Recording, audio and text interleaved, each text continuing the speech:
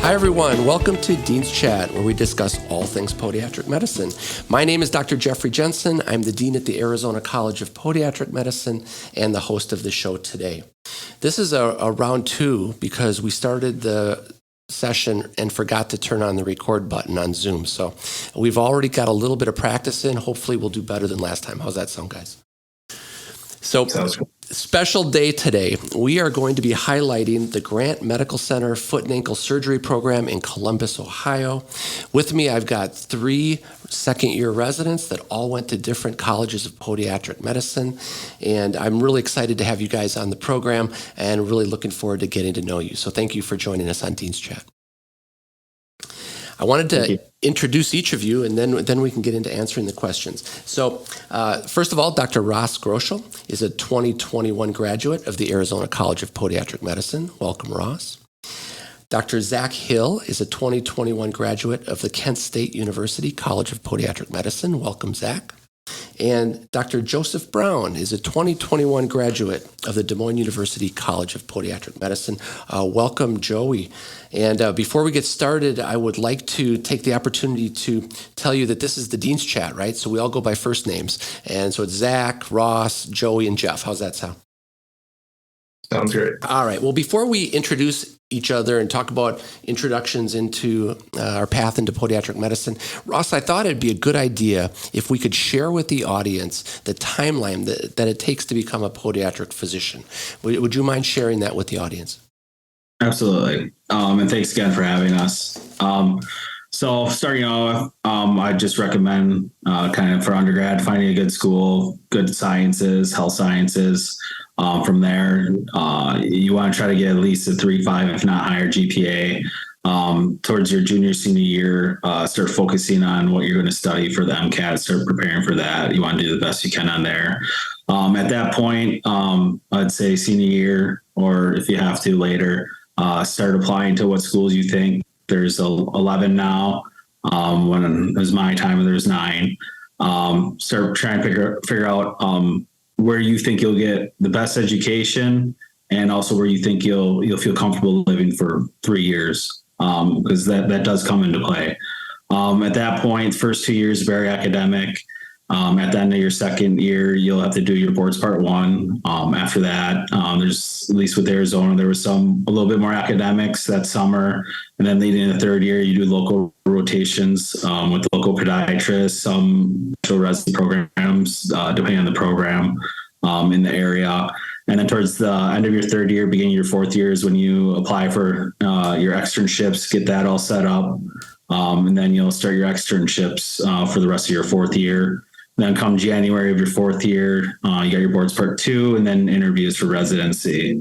After your interviews, you do your match, and then you find out where you're going to be roughly around mid-March, I'd say, for placement. And then you have 3 years of residency training, surgical residency training, and then there's always the option of fellowship afterwards. So it's about 7 years, just like an MD or DO program. And your final 3 years are surgical training, and you are all just finishing your second year of your surgical residency training. So congratulations. What I'd like to do is introduce each of you and have you talk about your journey into podiatric medicine, how you decided to go to Kent State, Zack, for example, and then ultimately your path that led you to get the Grant Medical Center residency program. The floor is yours, Zack. Awesome. Well, once again, thanks for having us. It's a pleasure to be on here and talking with you guys about something that we're all pretty passionate about. But so kind of what got me started is I was lucky enough to have a family friend in my hometown who was a podiatrist and was practicing. And Dr. David Scrobot, and I was able to kind of shadow him throughout high school and college.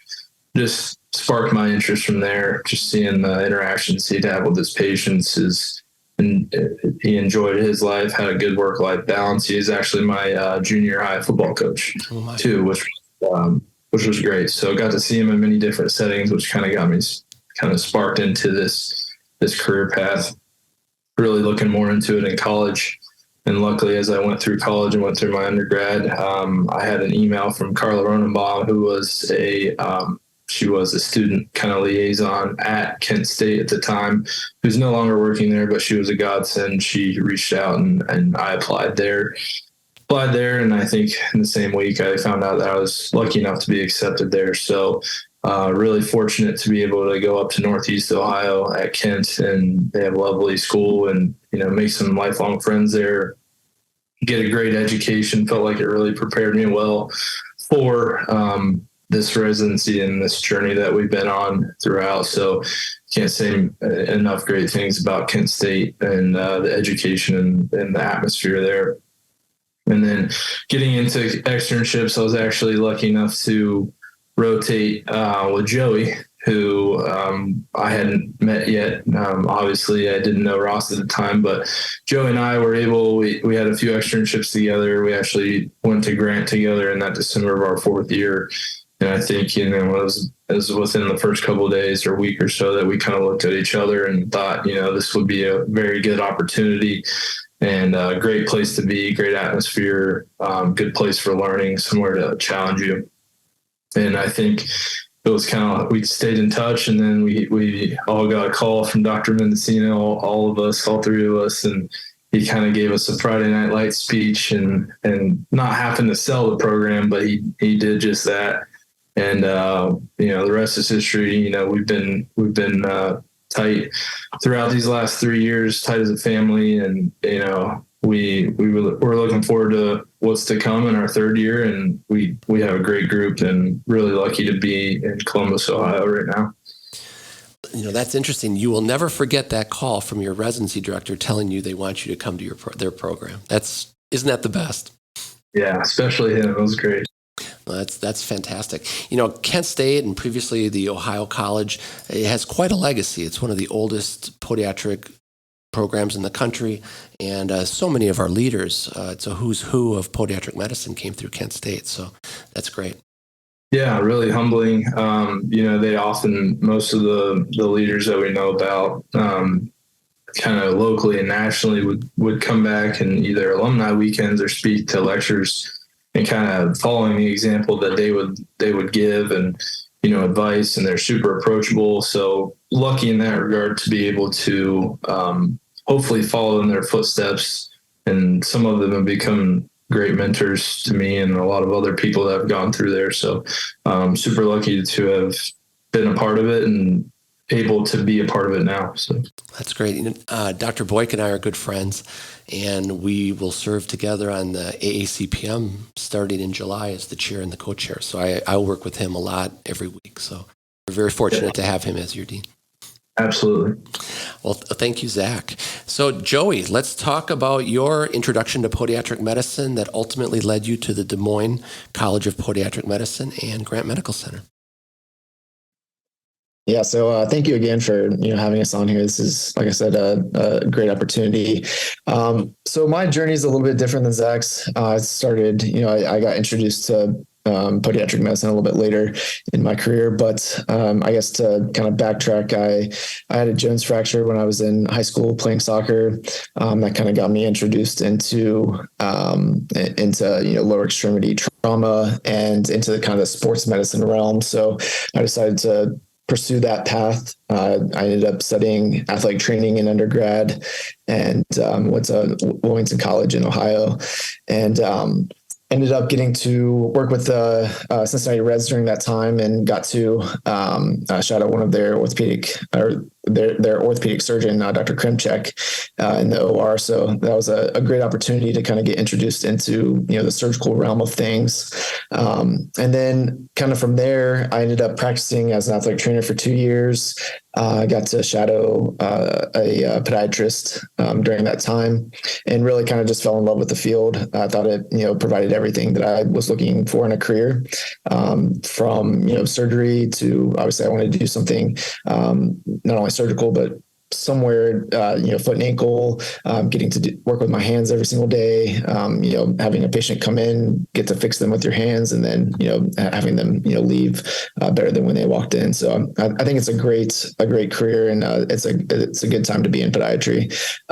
So that really got me interested. I ended up applying to 2 schools. I applied to Kent and then to DMU.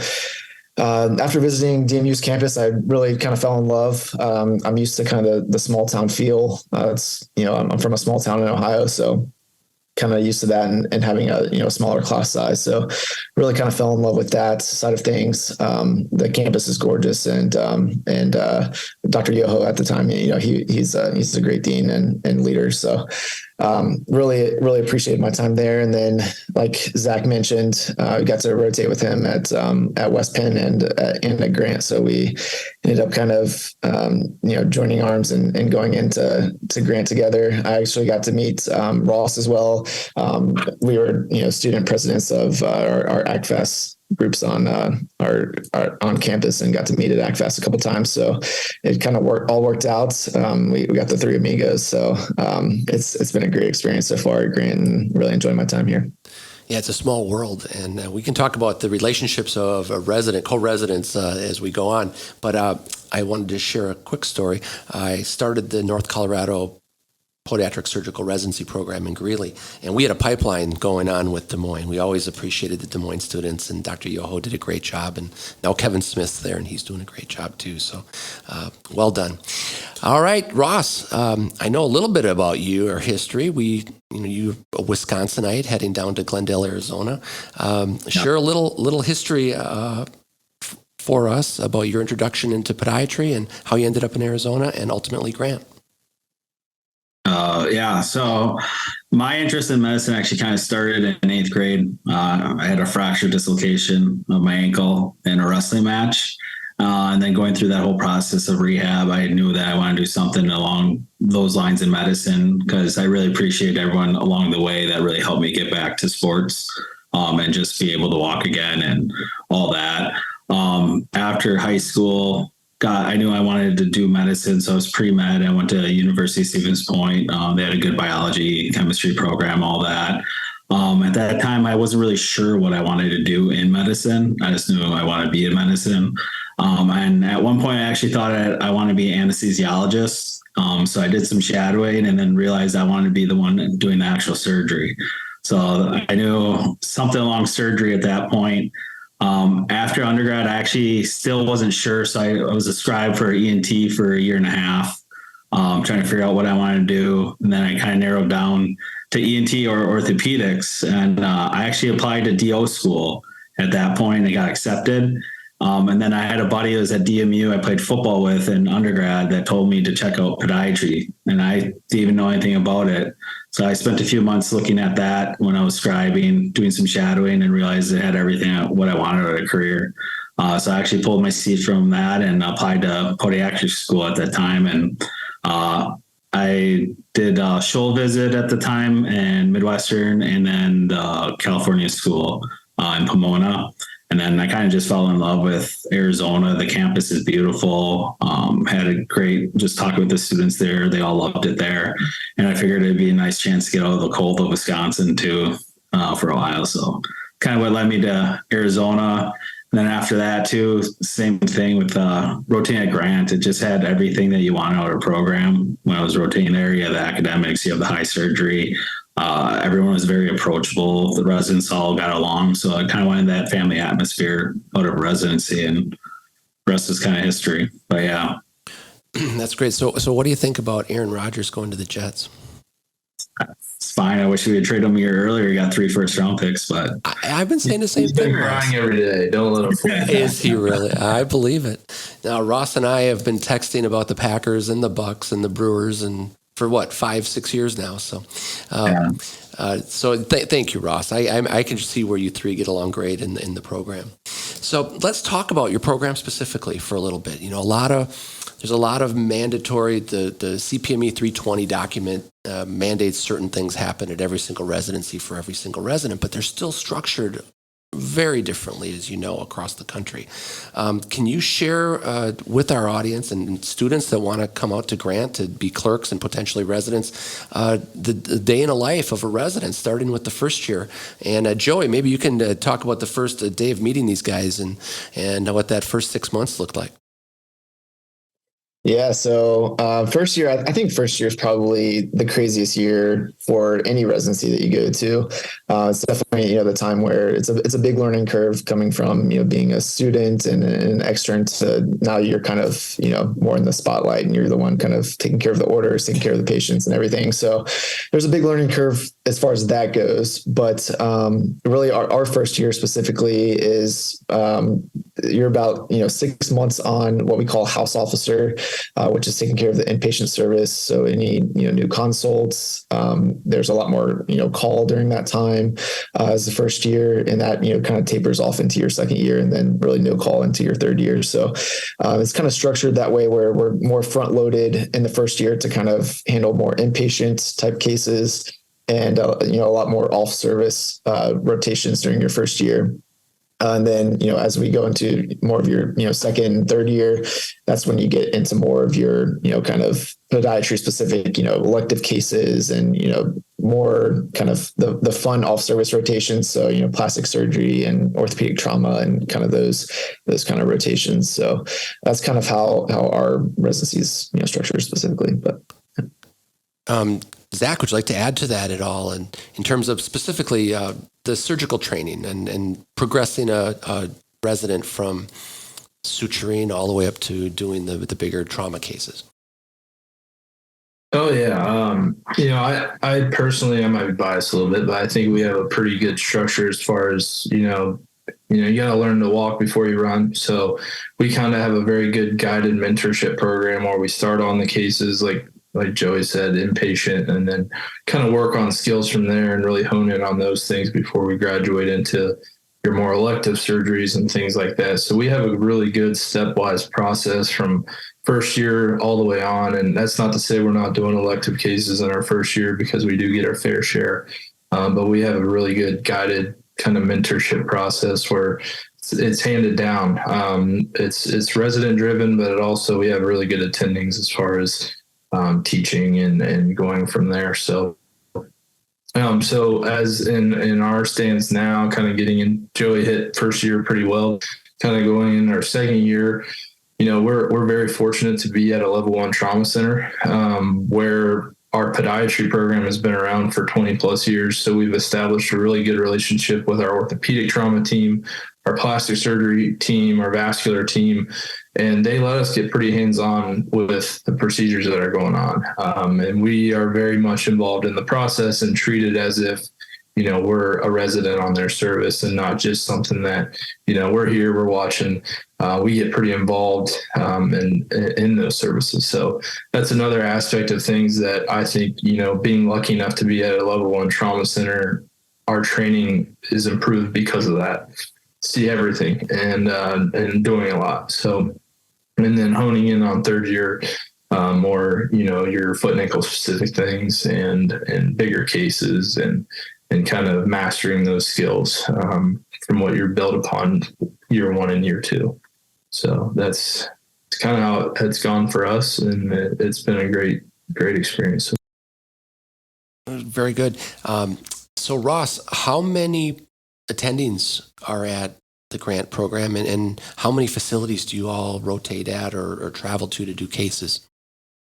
Yeah, I think listed, we have probably like 30, 40 attendings that we potentially could work with. But we have pretty much like a good core of like 10 to 12 that we work with more so on a regular basis. For locations, pretty much we do, probably 9, we might be up to 10 or 11 locations now, but a lot of surgery centers. For hospital wise, most of the time it's two or 3 other hospitals, but the rest are all like surgery centers. So we rotate through there. Everything's like a 20, 30-minute drive at max. So it's pretty nice. Columbus kind of set up like Phoenix, just a smaller version where everything's around Columbus, the same way as Phoenix. So that's really nice. So you can get anywhere in 15, 20, 30 minutes. And then, yeah. That's great. It's great for all the different residents. So how does the Grant Medical Center program divvy up cases? I mean, what does it look like is it a weekly schedule or is it a monthly schedule? How does that work? So depending on, like we have chief of service lines. So right now we have two different third years that divvy up the cases. First years, whoever's on that night call, they create the surgery schedule for the next day. And then that gets sent out, then the chiefs assign people, and then we send that out to our administration just to kind of confirm where everyone will be the next day. Okay, that makes sense, and it works for everybody. I have a question about, Ross, I know you like to educate students, and how many clerks do you have coming through the program each month? Give or take. Joey. Yeah, so typically we have roughly 2 to 3 clerks per month is typically what we've been having. So that's pretty much average right there. But yeah, I would say that's. And then what are your responsibilities in helping the clerks in their educational process? Are you assigned to the clerks or do the first years take care of their schedules and take care of them when they're there? Or is it spread throughout all the residents? How does that work? Yeah. So we kind of keep it organized. So we have student coordinators. So for instance, me and Zach are student coordinators. So we basically assign the students where to go during each night. It's basically the same thing. Is once we get the surgery scheduled, then we'll kind of assign them what cases to cover the next day and whatnot. So I feel like it's pretty organized in that sense. We keep an open line of communication between all the residents where everyone kind of knows where everyone's at. So it makes it easier. And Zach, do you end up having group educational opportunities, journal clubs, cadaver dissections, things like that? How do you handle that there? Oh yeah. So, and to kind of piggyback on the student thing too, Joey and I are lucky enough to handle the student externs that rotate with us for the last year or so. And we take a lot of pride in making it a good educational month for them. But as far as other educational opportunities, we have journal club every month. We have a radiology rounds every month that they're all intimately involved in. We're lucky enough to have our own cadaver lab and limbs. So we have a cadaver lab with a separate topic or procedure each week. Each Monday we do that, and we have our time in the lab for about 2 to 3 hours with dissections and different procedures. So we're very lucky to have that resource in our toolbox. And we have probably 2 to 3 industry or labs a month where we have different speakers come in and go to those facilities. So very lucky there. We get the students intimately involved. They'll not only be in those labs, but we spend usually the last 25, 30 minutes, however long, with them suturing, going over different techniques. And some of them haven't ever been, other than their cadaver labs at school, have been in a cadaver lab and dedicated to the foot and ankle like that, especially with COVID. And we've been seeing that a lot lately. So being able to get them exposure to the anatomy and things like that is huge for us. And then, of course, we have our weekly academic meeting on Wednesdays, and then we have them present a topic of their choice every week. And then we kind of give them feedback throughout the week, not only so they can get that knowledge, but to understand how to present, because that's going to be a big part of their education going forward. So that's kind of how we structure not only our academics, but we have them intimately involved in it as well, to kind of get an idea of what it takes to be in a residency program and how to apply yourself in that way. That sounds like a phenomenal experience. One of the questions I always get asked by the students is, as Ross knows, we offer clerkship opportunities at the end of the third year, March, April, and May. And some of the students say to me, Dr. Jensen, I'm not sure if I should go to Grant as a third year because I might not know as much, or they may hold it against me if I don't know as much. And I kind of try to quell their concerns. I want them to go to the best programs everywhere in the country to do clerkships. Are there best months at Grant to do the clerkships, or are they students welcome all the time and you evaluate them based on where they're at? How does that work? Ross, if you want. No. I mean, we all understand we've been through there. So if you're coming in, it's your first rotation and you're still third year, we understand you're not going to know everything. And I mean, you're still a student too, so we understand that.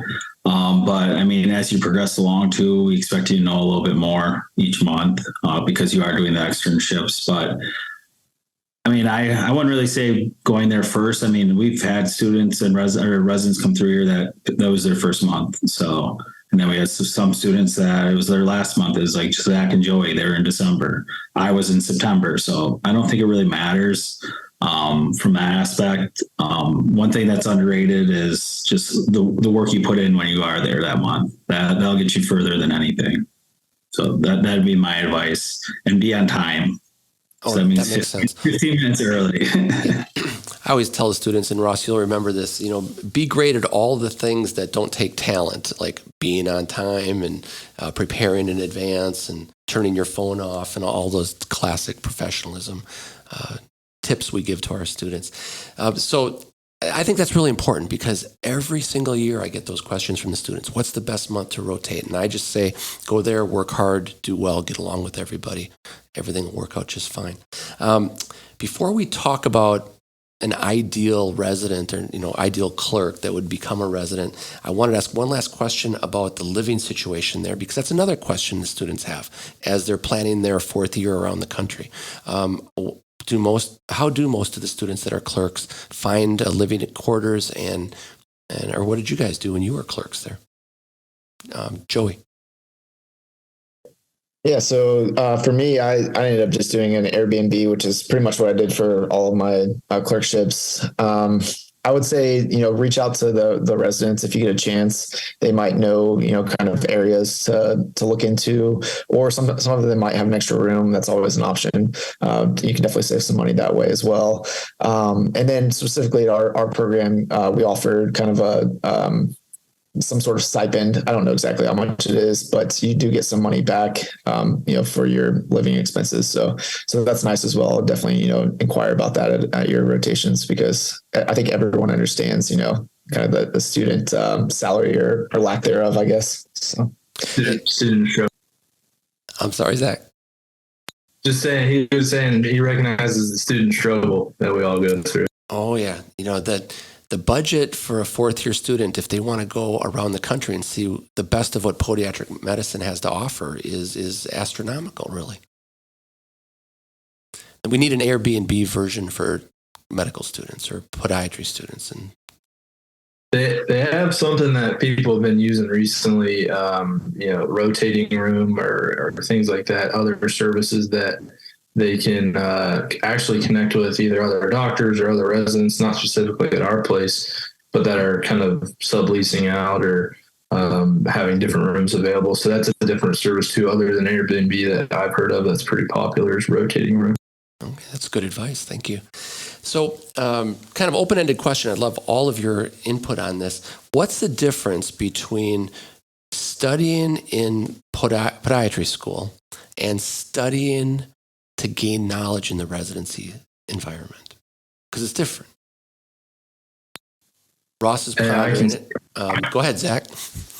I was just going to say, sometimes in school, you're given so much information, it's kind of hard to understand at the time when you're going through it, kind of what's important, what's not, what's applicable to daily life, especially, in the OR or different clinical situations. So you kind of got to have a grab bag of everything. But I would say, you learn as you go out on your externships exactly kind of what's applicable, and then kind of work backwards from there based on the knowledge that you already have. So you kind of gain those clinical or that knowledge first. So learning anything and everything, and then trying to hone it down, work backwards once you get into a clinical setting or OR and say, okay, I have base knowledge here. I need to get further in this aspect. It's kind of how it worked for me. So really building your base up a lot when you're, grinding when you're in school, but understanding what's recurrent things when you're in clinic or in the OR and working backwards from there. Thank you. Great advice. Joey. Yeah, I would say the nice thing about, and Zach definitely hit on, the main points there. But the nice thing about residency is you're actually, like you said, applying these skills and the knowledge. So I think, definitely trying to figure out some way to, take notes on cases and review those notes. I think that's, important. And that's something that we try to do in our residency is, present on specific cases and whatnot. And we kind of learn from that, whether it's a success or a failure. We try to learn from those mistakes and whatnot. But I would say that, it's nice that we get to, I think it's a lot easier, honestly, to learn from the actual clinical experience and be able to, kind of reflect on those experiences. You kind of retain it a lot better. I would say, definitely try to take every opportunity that you have to, scrub extra cases, even if you aren't assigned, stay after hours or whatever the case might be. I mean, it's 3 years, but so far it's flown by. So that would be my advice. Yeah, you get like 1,000 days of residency, right? You got to make the most of it every single day. Ross, your thoughts, Ross? Just kind of add to everything. I mean, I know like surgical case wise, like every night you get assigned a case. So you want to study and learn as much as you can about what cases you're doing. That includes products. So, I mean, as a student, you don't really learn industry side of things. So that's another thing you learn as you go. But just articles, anything you can find the night before on whatever your cases are on the next day. And like repetition of that over time. I mean, pretty soon you don't really need to prep for certain cases. You've done 50 of them, Right. So, I mean, just repetition is key, I think, with anything in residency, and you definitely get a lot of repetition. So, Ross, what's the most interesting case you've seen in the last 2 years? Oh God. That's tough. I've seen muscle flaps. I've seen femoral head allografts. Oh God. Yeah. What about the prone nail that we did a couple months ago? The what? That prone nail.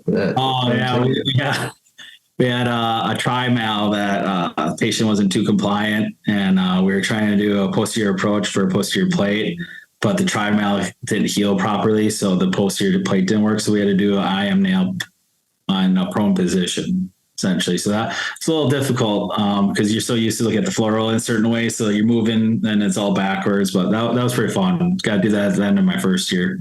Zach and me scrubbed that, but.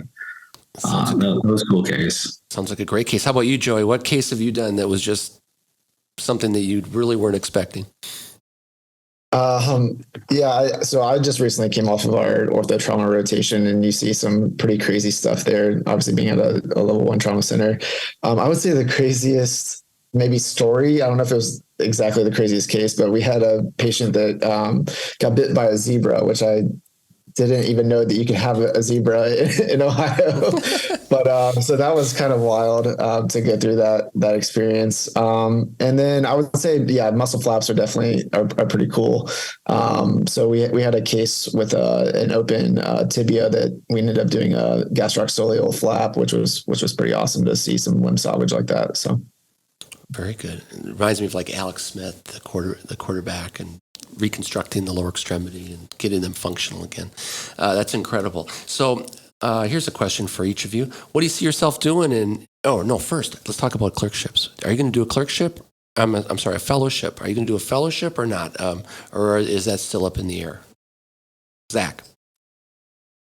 Yeah, so and we all do, but we have some fellowship applications out as we speak, and if we're fortunate enough to get that would be great. I think you kind of touched on it earlier as far as it being more of a hot topic nowadays. I think that's in ways just the way our profession is trending a little bit at this point. So we have a lot of people that graduated before us that have kind of set the example, and we hear their fellowship experiences, and to us it's just kind of a no-brainer to be able to hone in on some of those skills and advanced knowledge and kind of market yourself too. So we have some fellowship applications out, and we'll see how it goes, and if not, we'll get to work, I guess. Very good. Joey, how about you? Yeah, I'm kind of in the same boat as well. I've looked at fellowship since I was honestly in podiatry school.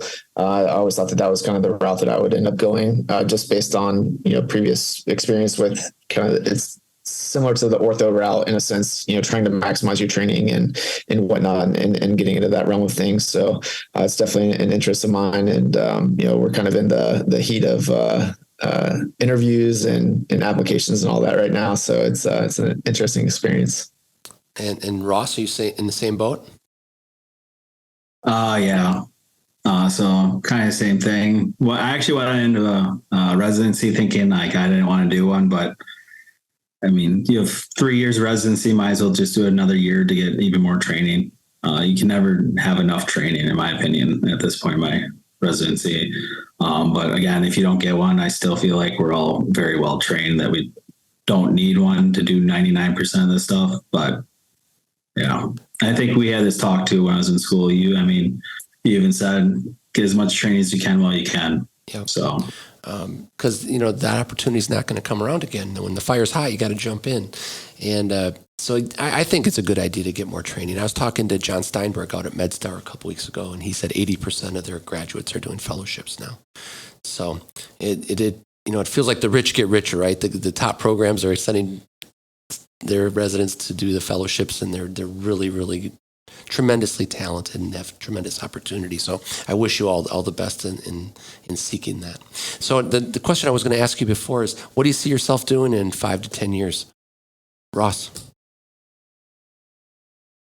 I mean, now too, like private practice, doing like this whole practice isn't really a thing. It seems like a lot of these groups are kind of combining. So your options are like orthopedic group, hospital, even that's hard to come by, or these large podiatry groups. So, I mean, honestly, if I could get a hospital or orthopedic job, that's probably where I'd want to be, at least starting off. Kind of get your feet wet, where you more have like a constant flow of patients coming in. And then if I want to venture into more of the private practice route, I'll probably go that route. Very good. Do you have visions of going back to Wisconsin? I would like to, but and I got engaged, so she's an Ohio girl, so I don't know. She doesn't like the cold. Does that mean you're a Buckeye fan now? Absolutely not. No. These two have been trying to convert me to buy me apparel.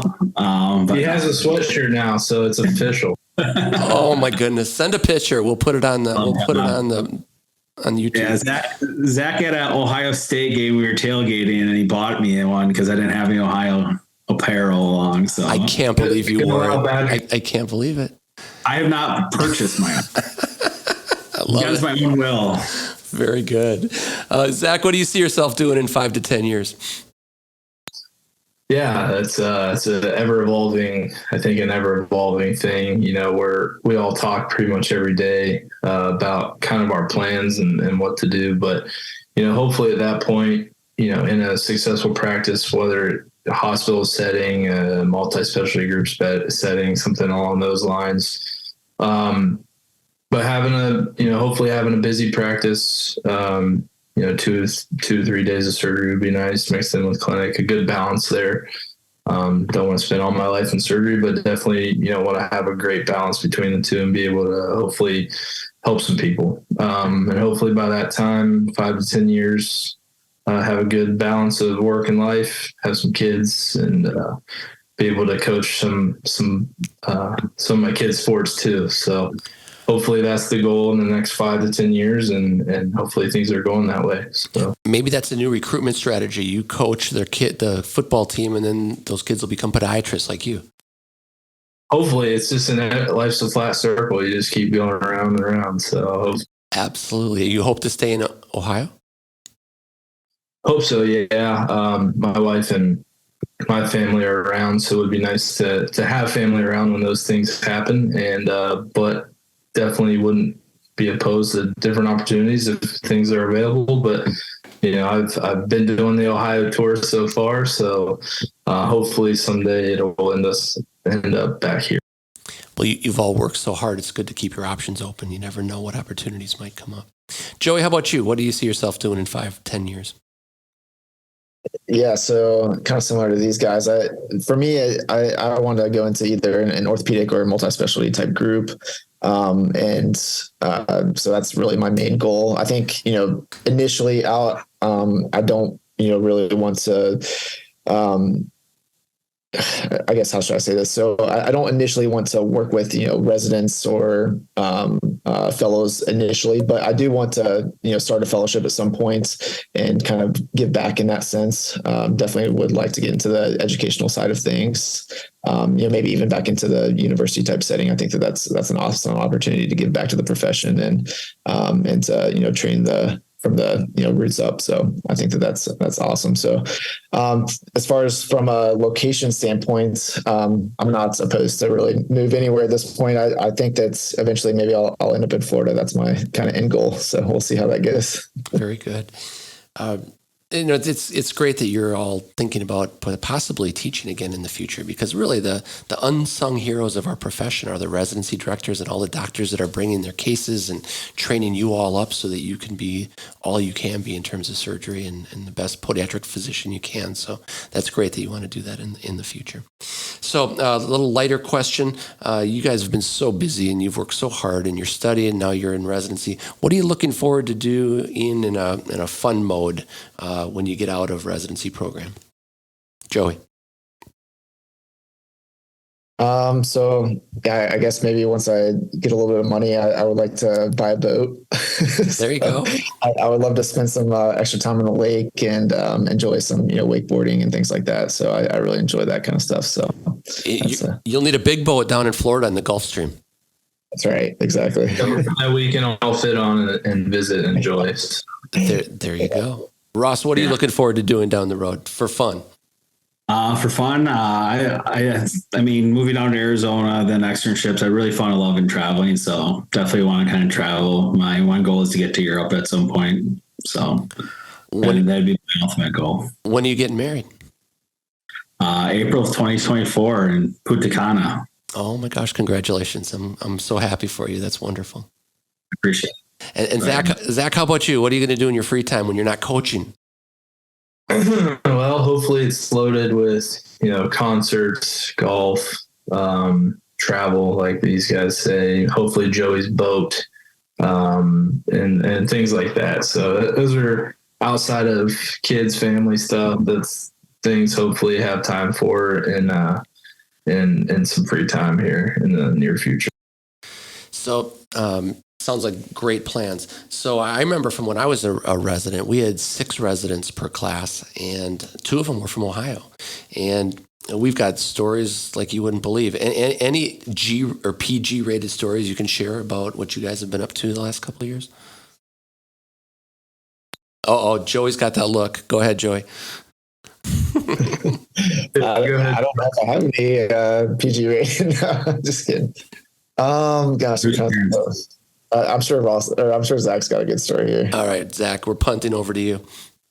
Oh, I think we saved Ross from dying from a car or a golf cart. We have our annual golf outing, and Ross was doing his best to scout out where everyone's golf ball was, and the driver didn't, not me or Joey, but didn't have a good grasp on what Ross was doing, and he was kind of hanging off the cart, and down goes Ross tumbling. So we kind of had to save him there a little bit, but luckily he came out unscathed. Well, if he had injured his lower extremity, we know we had care waiting for him. Yeah, sometimes you can't trust your senior residents. No, I hear you. All right, one last serious question. Piece of advice for students that are coming to your clerkship. What do they need to do to put the best foot forward to become a resident at Grant? Zach. Yeah, I think these guys kind of touched on it earlier on this topic, but really being, putting the effort above anything. Education will get you a lot of places, but effort above anything and willingness to learn is 90% of the battle. Being personable, taking criticism, constructive criticism, and being able to apply those things and learn from being approachable and learning. So really, I think effort takes up most of those things and kind of my thing that I love to say to students is be comfortable with being uncomfortable, because you're going to be uncomfortable a lot in these next 3 years and doing things that are very, very new to you. So just being that and kind of working our way through adversity, and things will be great and they'll end up great. That's some great advice. Get comfortable being uncomfortable. I'm going to share that in the next the meeting with the students. Thank you. Joey, what do you say to prospective students that want to come and do their 3-year residency training at Grant? Yeah, no, I think, as we mentioned multiple times now, it's definitely, hard work doesn't go unnoticed, and you can definitely tell, the difference between, someone that's working hard and not. So that definitely, stands out more than you probably give it credit for. But I would say that's kind of the main thing. And then really kind of how I went through externships and what I, told prospective students along the way was kind of the job of the resident is really to, make the attending's job easier, and really the job of the student is to make the resident's job easier. So if you think about it that way, it really, kind of sets everything in the standard along the way. And if you just, keep that mindset and, stay focused throughout the time, then I think everyone's going to crush it. So that's great perspective. Even though we've talked about it a couple of times, you're coming up with these new little nuggets. That's fantastic. Ross. And yeah, I mean, they pretty much touched on everything, but I mean, being involved, like when you're at work, be at work, don't kind of be doing your own thing. We can tell when you're actually interested, when you're kind of faking it too. And just be yourself too. You don't want to end up at a program that you don't fit in, whether it's good or not, because you got to spend 3 years there. So if you don't really fit in, I mean, that's one big thing. Being punctual. I mean, if they tell you get there at 6 a.m., be there by like 5:40. I mean, I can't tell you enough when people show up at 6:05. You're around it, and it's like, but yeah, effort is the main thing. But that's all. It's kind of throw on top of things. It's really funny because you have to always look at things from other people's perspective. The students want to get a great program, but just as bad as the students want a great program, the great programs want great students, right? So it's really a match and a fit. And you're right, it's 3 years, and those 3 years go by fast. You might as well enjoy the people you're working with and have the same kind of work ethic to get the most out of it for everybody. Well, guys, I've really enjoyed this discussion, and I thank you for taking time in the end of your 2nd year of residency. I know you're busy for joining me on Dean's Chat. I wish you all the best of luck, and if you ever need anything, don't hesitate to reach out and ask. There's, mentors are waiting to help people, right? So if we can help you anyway, don't hesitate to ask. Thank you. Thanks again.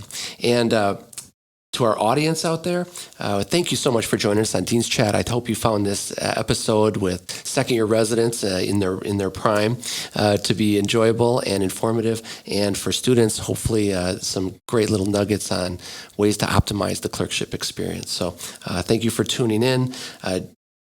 Don't forget to hit the subscribe button on YouTube and give us 5 stars on Spotify and Apple Podcast. And guys, I'm going to be sending you one of these Dean's Chat cups that you can drink proudly in your late nights and early mornings out of, okay? All right, take it easy now, and thanks again. Thank you. All right, bye-bye, guys.